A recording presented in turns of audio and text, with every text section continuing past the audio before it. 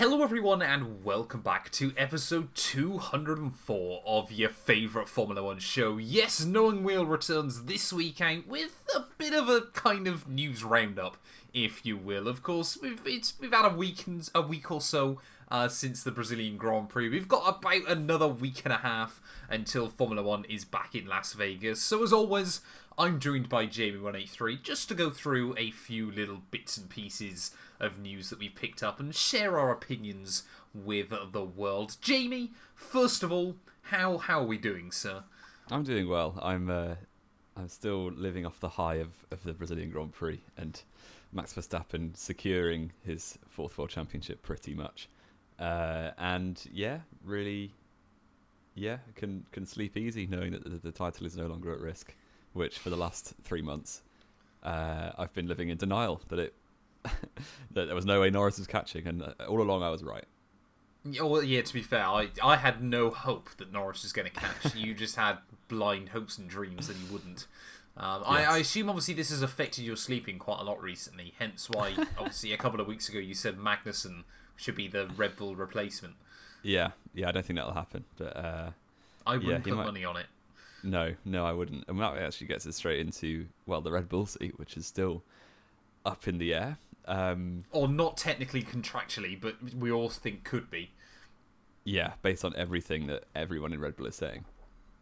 Because Checo Perez technically has a contract for 2025, which was signed back in Monaco, back before Monaco, wasn't it? But yeah, he's had one top 6 finish since Miami, which is really, really poor form when you consider Max has won 5 races in that time. 4 or 5 races in that time. And I don't think finished outside the top 6 in that time either, has he? Probably not. No, lower sort of Mexico, probably. Oh, yeah, no, he was outside top 6 there. No, wasn't he 6th? I thought he was. Well, was he 6th? I can't remember already. He was behind both Mercedes. Yeah, I think he was 6th. But, yeah, I don't understand why, if they've got exit clauses, which we were led to believe in the first half of the season, were to do with being within a certain number of points of Verstappen and being within a certain number of positions in the championships of Verstappen. And the way it looks like he won't match either of those clauses, because I think it was 100 points and it was within 2 positions or 3 positions, and he's going to be 8th when Verstappen's first. So if they wanted to get rid of him, they totally could. I just think they haven't got the alternatives. Well, this is what I think, isn't it? Because I mean, obviously we're meant to be seeing Yuki in a Red Bull for the first time ever pretty soon, aren't we? But like I've said before, I think Red Bull are too worried about putting him in the big team and then being left in a situation like with Daniel Ricciardo where he then goes to Aston Martin with Honda down the line. So I think they're still reluctant to put Yuki in the Red Bull full time. And as much as people have been hyping him up, and even we've hyped him up a fair bit on the show recently, I'm still not convinced Liam Lawson is the refined driver he needs to be to succeed in that role. I think he's got the pace to be good, but he also is still a bit too just aggressive in his nature. And he's done, 7 races ever in F1? That just seems like a recipe for disaster, to stick him next to one of the greatest of his generation that early in his career. You need someone proven. And someone, because Perez had a very good career before he went to Red Bull, and it's just, he's still getting absolutely demolished. So you wonder what caliber driver needs to go in that seat if they need to be better than Perez. This is the thing, isn't it? You wonder, because obviously Perez, before he went to Red Bull, we were often ranking him kind of top 6 drivers, I'd say, mostly, especially 2020. He absolutely popped off in 2020. Yeah, people were easily loving top 10 drivers on the grid for his basically whole career. Yeah, exactly. He's always sort of been in the top half. He's never been a driver that we're kind of worried that wasn't good enough to keep his seat, were we? In his history in the sport. But like, you're kind of there going now, because I'm sure for a lot of other drivers as well, unless you, a young up-and-comer and things like that, I would imagine, obviously, you mentioned Magnussen even a couple of weeks ago. Someone like Hülkenberg, there must be so many, or Bottas, so many more experienced drivers on the grid that are kind of just there going, I wouldn't want to touch that seat with a barge pole. You just don't want to go near it anymore. So you're kind of limited in who will have it. Exactly. And I think it's not necessarily just going up against Verstappen, because I think there are other drivers on the grid that are as quick as Max, but it's just obviously the fact that that whole team is set up entirely around him. The way they set up cars is completely set, to what he likes and things like that. You've got to be there going, and unless you've got the same driving style as him or are incredibly adaptable, why would you want to move there? And I think sensibly, I still argue that perhaps they should have been trying to go for a big money move on Lando Norris. That obviously won't happen now because Lando knows McLaren can build him a World Championship winning car. Oscar Piastri is the other one, but I think give him obviously equal status at the start of next year, like is written in his contract, and I'm going to go on a limit. I reckon he might get the better of Lando next year. I think he is definitely. Yeah, I think it'll be tight. I don't think they'll be in a position where they need to use team orders because one driver's out of the championship. Put it that way. No. Yeah, and obviously you've got Mark Webber managing him, who will not let him become a number 2 driver. No. So, yeah, and other than, if you're thinking of drivers who could go up against Verstappen and not drown, you've probably got the 2 McLaren drivers. You've got Charles Leclerc, who's obviously locked in at Ferrari for his whole life. I'd say Carlos could as Carlos Sainz is probably up there, but obviously Red Bull missed the boat on him, and he's now gone to Williams, which won't be impossible to get him out of, but not for 25, you'd imagine. I think Hamilton would, but obviously he's going to Ferrari. That would be chaotic if you had Hamilton and Verstappen in the same team. Hamilton and Verstappen at the same team would be all levels of terrible. And yeah, that's kind of it. Unless Alonso 10 years ago would have done. Maybe 5 years ago. Well, Alonso got so many offers to go to Red Bull back in the early 2010s and never took him up on any of them. Yeah, exactly. And other than that, I don't think Lawson is the guy yet. I certainly wouldn't put him in with that group of drivers, would you? No. But in terms of the drivers they're looking at, I don't think Colapinto's got what it takes. No, which apparently he is still Red Bull's first target, apparently, which just seems odd to me as well. Really odd. Yeah. Because you said obviously about Sainz, of course, there were all these rumours, weren't there, that maybe Red Bull would buy out Sainz's contract so Williams could keep Colapinto and everything like that. But you're kind of there going, I think for Williams, honestly, they just, they're kind of aware they're in a very powerful position right now. And James Vowles, obviously, he'll play the numbers game. They can make a lot of money out of this, whichever way it goes. Because obviously for them it's huge, for Red Bull it's a bit more kind of chump change. But why I would just kind of go, you know what, we invested a lot into Franco's junior career. We'll make all our money back on that. You know what, we'll kind of feed him to the lions, if you will. Yeah, I don't think I do like Colapinto, but he's very raw. A bit like Lawson. To be expected, yeah. And I don't think a top seat going to him at this stage of his career would be a good move. No, and I think obviously people's opinions of him did drop, of course, after Brazil as well. But again, but that just obviously comes with a bit more refinement of a driver, isn't it? A bit more experience and everything like that as well. So I mean, I think if I had to put money on it right now, I think we'll probably get to Australia, and it's going to be Checo still in that car. But I think they might stick Lawson in. I don't think they should, but I think they might. He'd have to do something really special somewhere, I think, for them to pull the trigger. Yeah, potentially. And then I imagine if Lawson did go to Red Bull, they would probably snap up Colapinto for that second RB. Oh, yeah. I think if whoever ends up in that Red Bull, unless it's Perez, Colapinto's going there next year. Yeah, we could see it happen. Let us know who you think will be driving next to Verstappen in the first race of 2025. I mean, he does lead us nicely, doesn't it, Jamie? Because we have got a few other bits of kind of rookie and junior driver kind of news, haven't we? I think the quick fun one, I think we should go through, which of course is, Flavio Briatore came back to Formula 1. He's been a little bit quiet since then, Jamie, until we saw an article this week stating that Jack Doohan, who's racing for Alpine next year, apparently only has a 5-race contract to kickstart his Formula 1 career. Otherwise, Alpine could be the next in line to try and snag Franco Colapinto as well. Yes, and this just seems like straight out of the early 2000s, doesn't it? With this kind of wheeling and dealing from a team principal.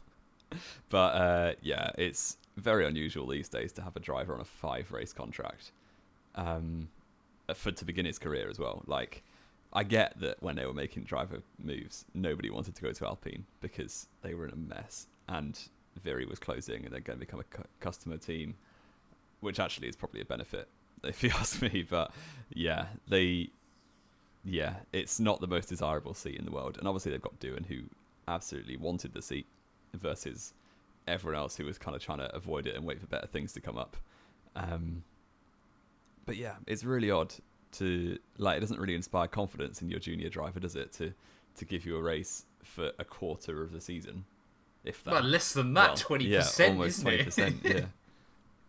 Yeah, craziness. But if he does well, he might get extended. This also is not particularly verified news, because Flavio Briatore is a bit of a loose cannon, so it might be completely false anyway, but we'll see. And yeah, if they don't want Doohan after 5 races, they'll probably end up trying to get Colapinto if he's not driving a Red Bull. I mean, Flavio Briatore is still just an absolutely bonkers man, isn't he? Like, he's just a nutcase, isn't he? But he's the kind of guy, especially with these kind of wheeling and dealings, like you said. What was it, the Lance Stroll quote on Drive to Survive years ago about, like, he'd have tattooed on his arm, diamonds are made under pressure, or something like that, for all his drivers and that kind of thing. I mean, back in the early 2000s, for those of you that don't know, Flavio Briatore had, probably a quarter of the grid at certain points that were kind of, he was their agent and that kind of thing. And he'd try and force so many random things and upon drivers. Principal. Exactly, during the same time. And it was so weird. And he had a very short fuse with a lot of drivers as well. I remember Jenson Button in 01, wasn't it? Yeah. When he drove for Renault in 01 and not 02, he left in the after 1 year because they fell out. And Jenson Button, I guess when he was a younger driver, he wasn't as like classy and respectful as he is now, but he still wasn't. He was a bit of a playboy, Jenson, in his early years. He was, and that's what Briatore said, that he wasn't focused enough to drive F1, so they fell out and he left Renault. Which staggers me that Flavio Briatore has the audacity to call him a playboy, because have you ever seen Briatore and his girlfriend or wife or anything? No. He's just that one creepy old bloke that's like in his 60s dating a woman in her 20s. You just there going, oh, it just makes you like, after. Oh, exactly. It just kind of makes you, oh god, it just makes your skin crawl. Obviously doing apparently on a 5-race deal. We have got confirmation as well though, Jamie, which we were kind of expecting was going to come, weren't we? But Bortoleto is finally confirmed. Obviously, I think the contracts were signed at Brazil, obviously at his home Grand Prix. But he will be racing for Sauber Audi next year. And in a bizarre twist of events, they announced, obviously, literally at 9 a.m. one morning last week, that Bottas and Joe were going. And about 9:15, that Bortoleto was in. Yeah, it didn't really give much time. I mean, once the first announcement was out, everyone knew what the answer was going to be. Exactly. But yeah, it's not a surprise. Sauber tend to do this for whatever reason. They kind of have 2 drivers for 2 to 3 years, and neither of them really stand out against the other. And then they both go. Well, since 2018, they've done it every single time. But that's what I'm saying. Ericsson Nasser. Well, I guess they didn't. Ericsson lasted 1 year longer than Nasser, didn't he? But exactly. So that's what I'm saying. The end of 2018, the end of 2021, the end of 2024 is the only time in that period that Sauber have swapped drivers, and every time they've done a full reset of their lineup. Yeah. It's really odd. It's a strange way because, like, so the likes of Giovinazzi and Joe, arguably, you never really got a measure on how good they were because they were going up against drivers who... did. Not very is the answer, but I would say that too. But, for all we know, Raikkonen in his 40s and Bottas in his mid-30s might have been really good. And those drivers, they weren't drowning against the other two. So they might have been all right, but we'll never know because no one's going to give them a chance. But I'm not saying they should have a chance, but it's just interesting that they never raced against any other teammate for Giovinazzi and for Joe now. But yeah, it's not a massive loss. I don't think either of them. Obviously, Bottas has got a bit more history in the sport than Joe has. And the Bottas, I'd argue, is a bit of a shame. The Chinese Grand Prix will have a lot less attendance next year, you'd imagine. Well, it'll probably be gone after 25, surely. I'd imagine it might be, but that's a big shame because it's one of my favourite Tilke tracks. But yeah, Bottas will stay around the paddock, you'd imagine. And to be honest, he hasn't really cared about the driving in a while, it feels like. He's just been here to mess around and do PR. So that might suit him being a Mercedes reserve. Well, I think that's a bit unfair on Bottas. I think he's probably going to end up being a bit like Hülkenberg was when obviously he was on the sidelines. He's a bit of a super sub if needed. Well, he might be racing for Alpine after 5 races. Wait, that's what I was going to say. You might end up in the Alpine after 5 races or something like that. But yeah, like I said, it's a bit of a shame for Bottas because I do still genuinely believe, he's... I'd argue Bottas still is probably better than at least a quarter of the grid. At least. Yeah. It's obviously very, very difficult to get a sensible barometer on him this year because obviously that Sauber has been so bad. So dreadful, yeah. Well, I would say he's on a level with like Gasly and Ocon, that kind of thing. I was going to say he's probably better than those two. Those were kind of the two I was looking at, and we'd say they're mid-pack drivers in terms of overall performance. Would it be unfair to say Bottas is probably about the 10th best on the grid still? He's around there, probably. Yeah. So it seems a bit of a shame, obviously, that he is getting dropped. But like you said, I think, to be honest, he might kind of, like you said, he's probably going to go to Mercedes as the reserve driver, which I think is a good move. He's probably going to start absolutely slapping up. I mean, he did an Ironman at home last week? Oh, yeah. Yeah, just absolutely I have him on Strava. Mad. I'd recommend. It's crazy. Oh, wild. He literally, the same day he lost his seat, he just did an Ironman for fun in his back garden in Finland. It's like, sweet. As you do, apparently. I mean, he was just going to start dominating random. The thing is with Bottas, I genuinely reckon it'd be quite interesting if he did like videos and stuff doing like his Ironmans and that kind of thing in his training. He'd inspire a lot of people. He's just genuinely an incredible athlete, isn't he? Yeah. Like outside of a Formula 1 car, he's just fantastic. And I do like his personality as well. It's been nice to see him let his hair down after leaving. Quite literally. Exactly. I can see him racing Australian supercars. Oh yeah, for sure. He loves Australia, doesn't he? He goes there every winter. That'd be pretty cool, I think. Yeah, it's also quite interesting, I think, that he's ended up back at Mercedes because in 21 when he left, he was so done with Mercedes that it's quite interesting. I don't think he was. Circle. Was he? Well, he had the offer of Williams, didn't he? But he was so sick of the Mercedes family. I think that was more of Williams were terrible that year. I guess, and it worked out because Alfa Romeo were way better in 22. Exactly. But the narrative was that he was using a bit of a guinea pig in 21 to get the rocket fuel engine for Hamilton. Yeah, but I think he also accepted he was probably lucky to keep the seat throughout 2021. Like there were a lot of talks that you get dropped after 2020, especially with George's stand-in at Bahrain. Yeah. He was lucky to get the extra year.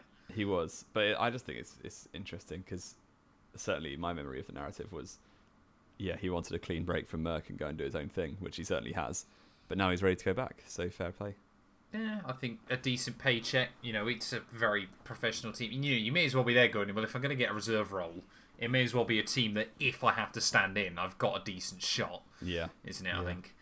And a bit of pressure on Antonelli from the off. Antonelli. Yeah, I think they'll just keep him. I don't think they're too worried about that.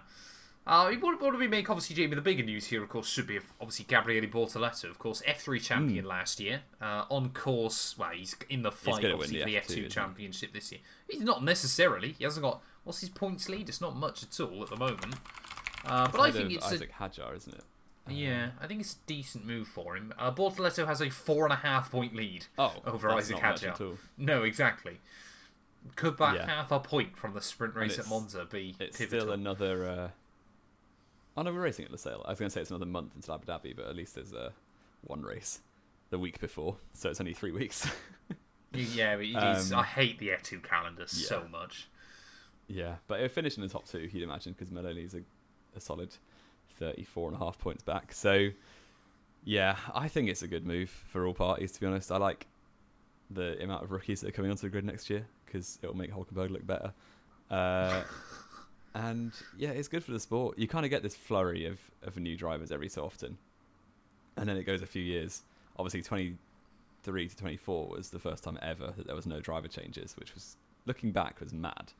It was dead, is what it was. We couldn't hype up any podcast for about 3 months because the season was boring and then the driver news was boring. And yeah, now we've got loads of new drivers all at once, really, because you think who might be on the grid next year? You got Bortoleto, Doohan for 5 races. Obviously, Colapinto, Lawson, Antonelli, Behrman. That's 6, isn't it, already? Yeah. Well, Colapinto's not confirmed. That's what you remember. No, yeah. But so it is still quarter of the grid.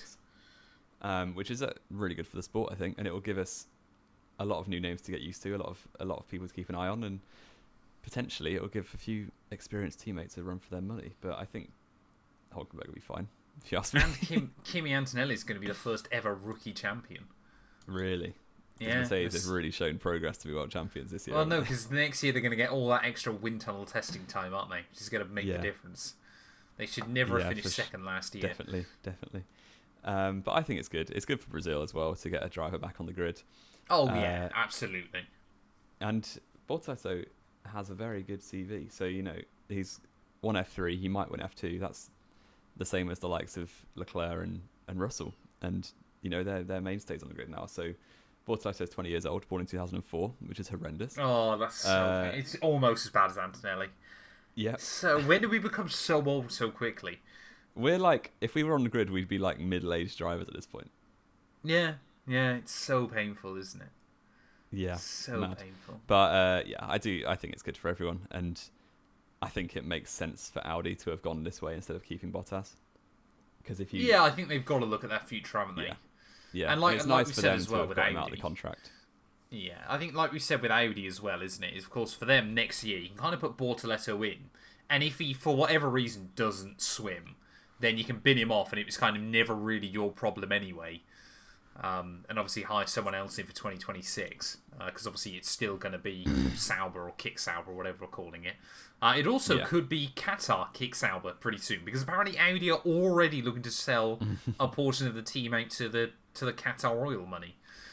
Yeah, which, any kind of method of raising income is always a good thing. And it's worked well for McLaren in the last few years, selling off to Bahrain. It has indeed, and I think people are hyping this up as Audi are already not interested in the sport, but I think that's stretching massively. They're committed to it, and they're going to be in for a while, because especially when they've started developing their own engines. So, yeah. Is that true, or have I made that up? That's true, isn't it? Yeah. They're doing their own power units. So not instantly, I don't... But, not initially, it'll be for 26, won't it? For the, yeah. For the new engine regs. But yeah, they're definitely here to stay. And I think Bortoleto will do okay against Hulkenberg. I think it's hard to say, really, because obviously he's never raced in F1. He's never... you can't really judge a driver based on an F2 campaign, as we've said many times. But I would back... I mean, obviously, I'm a Hulkenberg fan, so I will back Hulk to beat anyone, but especially a rookie driver. I think it'll be almost like Hulkenberg's own debut season. I was going to say, it could be, yeah, exactly. Use the experienced driver, because, obviously we said about Ocon for poor Ollie Behrman, it's just probably going to be a bit of a pain to deal with. Hulkenberg, I kind of get the sense that you will kind of happily take, kind of learn the ropes with him. He will, but he's got a bit of a cutting edge that he won't give everything, I don't think, but it'll help him a bit. But yeah. We'll see. Exactly. We'll see. That does take us on to our quiz for this week. Oh, no. Because Gabriel Bortoleto is joining a plethora of Brazilian drivers to have raced in Formula 1. Yeah. I'm not making you name all of them throughout whole of time. I was going to say, there's so many in the 90s and 2000s. There's a lot, but I will ask you to name all of the Brazilians who have raced in Formula 1 in a race, whether that's a full-time driver or not, since the year 2000. You've got a minute and a half, and there's, I think, about 14 or 15 answers. And your time starts what? now. Felipe Nasser, Felipe Massa, Rubens Barrichello, Fittipaldi, Pietro, whatever his name was. Yes. Pedro Diniz. Yes. Ricardo Rossi. Not in the 2000s. No, wasn't he? Oh no, he was late 90s, wasn't he? Mazzacane? No, he was Argentinian. I'm trying to think, who else has there been? Obviously, I've said Barrichello, I've said Massa. There's a lot. Yeah, there are. I'm well aware of that. Thank you. PK Junior. Yes. I'm forgetting so many obvious ones, aren't I? There's a few. There's no more like household names, but there's a few. Well, there's one household name, but not his own name. Oh. Senna. Yes. Of course, Bruno. Yeah, that's bad. I almost forgot that. You got 22 seconds. Oh, I'm so bad at this. All of them from they're, the early 2000s. They're basically all back now, markers. Yeah, exactly. Oh, man. 10 seconds. 7 left. Bruni? No, he wasn't, was he? Bruni? Who was that? Yeah. What was his name? All right, your time's up. Oh, man, it's so bad. I want to give you the teams, and you can try and get them. So you got Virgin Racing. You should get that one. Yeah, I knew there was one more from the 2010s. I'm just not, I've just completely blanking on. No, next to Timo Glock in 2010. It's what I'm trying to remember. Yeah, exactly. Because it's not D'Ambrosio. It's Belgian. He's Belgian. Lucas. Of course. I always forget Degrassi racing Formula 1. I forget how many of the Formula E drivers there were back in 2010. Degrassi. One of them, Jaguar. Again, I forgot this last week, didn't I, when you did the Jaguar quiz. Man, I can literally see his face. There's a couple of Minardis. Of course there are. Yeah, I think actually there's 4 Minardis. Oh, yeah, of course there are, because Brazil had money in the early 2000s. Oh, man. And then there's a Toyota as well. He won IndyCar before he came over, didn't he? Cristiano D'Amato.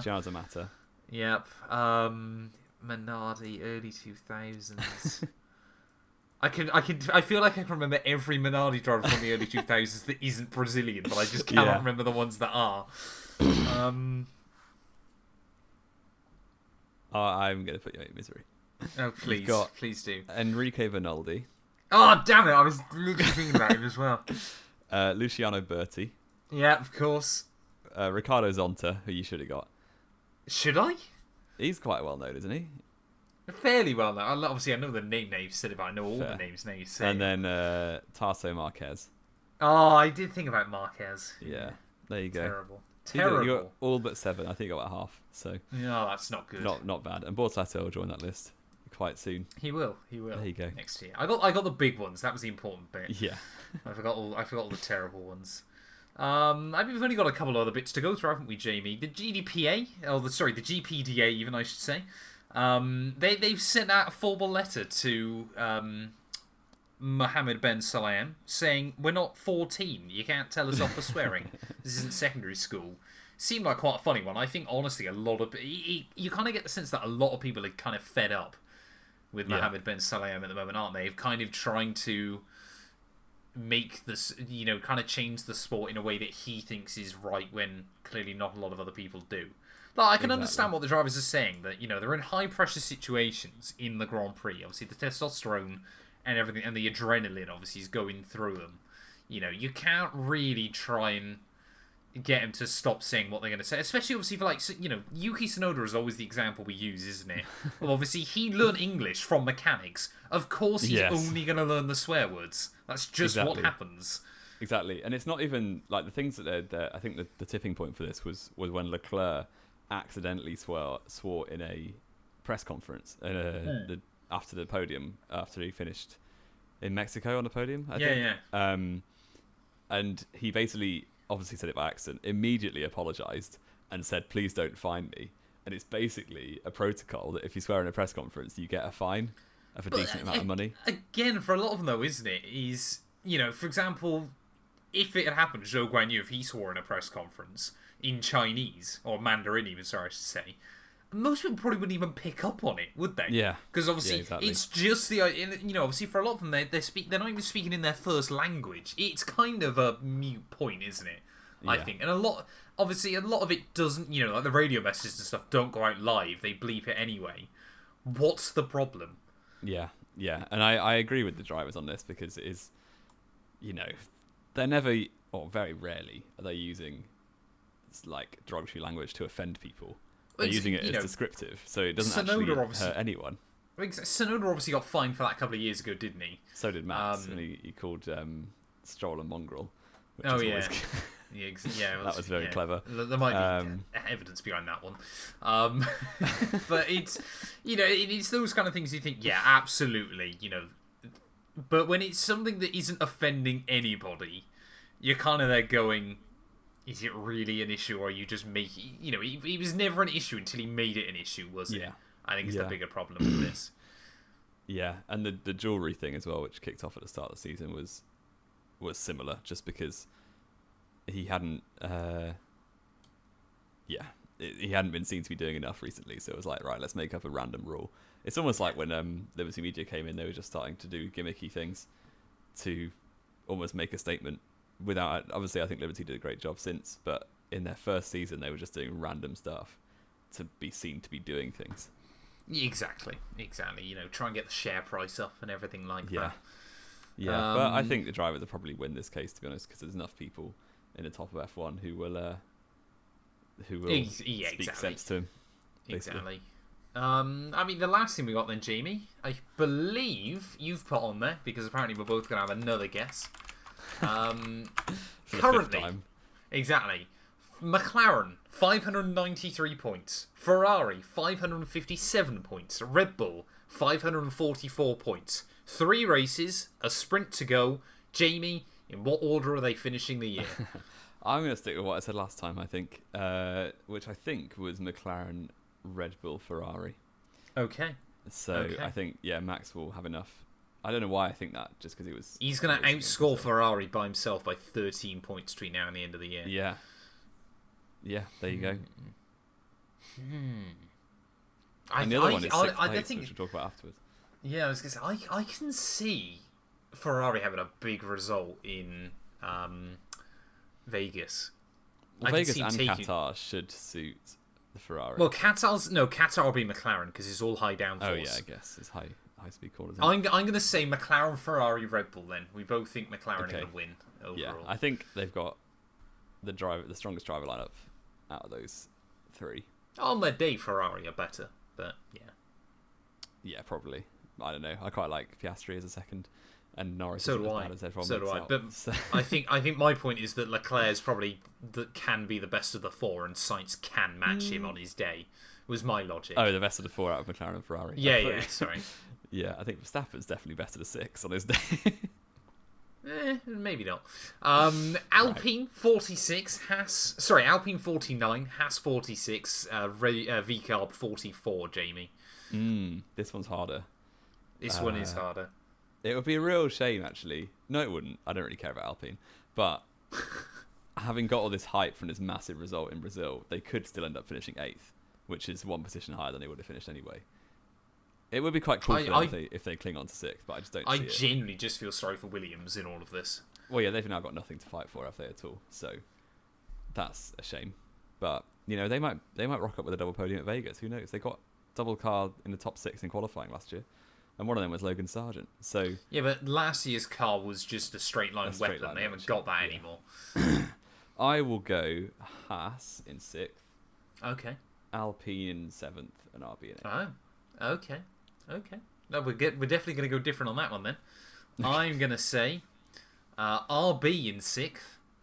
I'm going to say Haas in 7th and Alpine in 8th. Right.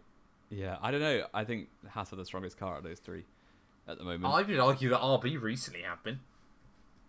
Well, Haas had 2 double points finishes before the random race in Brazil, which was a bit difficult to judge. And yeah, Magnussen's been on good form, coming for that Red Bull seat. So can we appreciate that in the last 35 Grand Prix, Alpine have scored as many podiums as Aston Martin? That's actually amazing. Wow. And did you know, since the summer break, both Alpine drivers have outscored Sergio Perez? That I also believe that quite impressively. It's true. That's not that's a real fact. I wasn't trying to sit here and claim it could have been a lie. I'm just saying I believe it. Yeah. Wild. Absolutely wild. Crazy. Do you see the NASCAR Cup Series, Jamie? No. So the guy that scored the 12 most points over the course of the season won the title. Oh, because it's all the weird most wins thing, isn't it? Yep. Well, it's not just most wins, but yeah, it's so stupid. Yeah. So hopefully that means next year they're going to change the point system, which would be nice. Did not know Juan Pablo Montoya raced. Well, apparently he got 5 points over the course of the season, which is quite impressive. Well done. So we love that for Juan. If Juan could only win in Formula 1 year. Could Juan win a ring in round 1, Juan? That is a terrible way to end the show. An awful way to end the show, but it's quite funny. We miss the Australian comedians. We bring them back. Bring them back, okay. Thank you all so much for watching, and we'll be back next week to preview the Las Vegas Grand Prix.